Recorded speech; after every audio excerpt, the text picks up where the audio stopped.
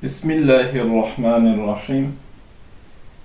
Əziz qardaşlarım, təcvid dərsindən bugün inşallah izhar dərsini keçəcəyik. İlk öncə izhar kəlməsinin lüğət mənasını başa düşək. Yəni izhar nə deməkdir? İzhar açığa çıxartmaq, göstərmək, bildirmək, üzə çıxartmaq mənasında istifadə olunur. Lüğət etibarı ilə istilahi mənası, yəni termin mənası təcvid elmində el-izharu huvel-infisalu təbəudən beynəl hərfeyni. Yəni iki hərfin arasını açaraq bir-birinə qarışdırmadan açıqdan oxumaqdır. Açıq şəkildə oxumaqdır, yəni izhar. Kəlmə mənasından da biz bunu başa düşürük. Yəni iki hərfin arasını açmaq demək, ixfa və idğam etməyib səsləri bir-birinə qarışdırmadan açıq bir şəkildə oxumaq mənasındadır. İzhar edildiyi zaman dilin ucu damağa yapışdırılaraq edilir. Və bu əsnada nun, yəni sakin nun hərfi gunnəsiz və tam olaraq oxunur. Yəni burada nunu sakini oxuduğumuz zaman gunnə etmirik. Səsi genizə, burun boşluğuna vermirik. İzharın tərifi isə nədir? Tənvin, yəni iki üstün, iki əsrə, iki ötrə və nun-u sakindən sonra, yəni cəzimli nundan sonra 6 hərf vardır izhar hərfi. Bu 6 hərfdən, yəni həmzə, hə, xa, ayn, qayn, hə hərfləri. Bunlardan biri gələrsə, tənvin və nun-i sakindən sonra bunlardan biri gələrsə, bu zaman izhar olur. Və burada Allah-u Teala'nın isimləri zikr edilmişdir. Və bu isimlərin əvvəlində gələn hərflər izhar hərfləri sayılır. Yəni ki, bu 6 hərfin misalını Allah-u Teala'nın isimləri ilə verilmişdir. Allahu, burada həmzə vardır. Allahu kəlməsinin həmzəsi, hayyun kəlməsinin həsi, xaliqun kəlməsinin ilk hərfi olan xa hərfi, adlun kəlməsinin aynı, ğaniyyun kəlməsinin qaynı, qayn hərfi, hədiyən kəlməsinin həsi.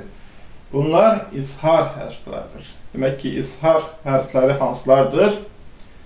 Həmzə, hə, xa, ayn, qayn, hə.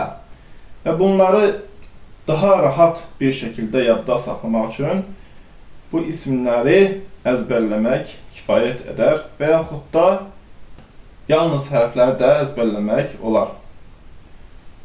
İzhar hərfləri boğazdan çıxdığı üçün, boğaz ilə əlaqəli olduğu üçün bunlara huruful halq deyilir. Yəni boğaz hərfləri deyilir.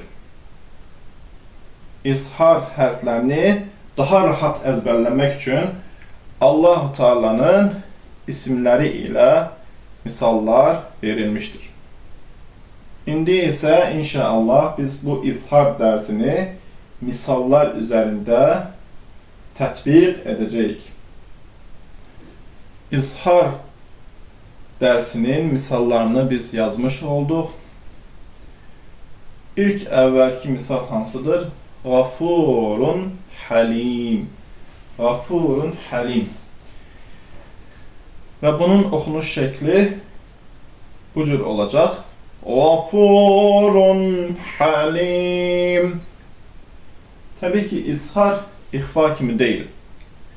İxfada biz səsi burun boşluğuna verirdik, genizə verirdik. Burada isə açıq şəkildə tənvin və nun-u sakini oxuyuruq.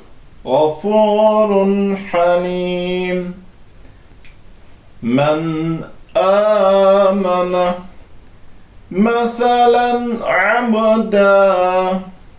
Bu cür şekilde okuyuruq, açıq şekilde.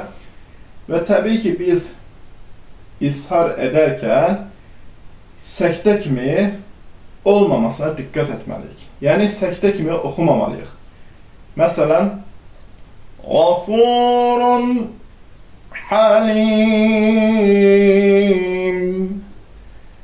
Men amene meselen abda.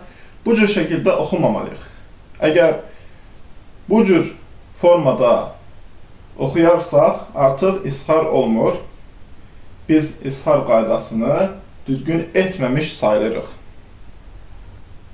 Tənvin və nuni sakin üzərində də çox dayanmamalıyıq. Məsələn, Gafurun halim.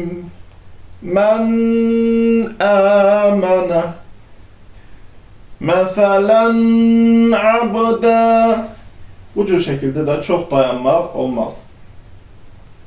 Ve isharın hükmü vacibdir. Mütləqdir, yani doğru oxumaq lazımdır.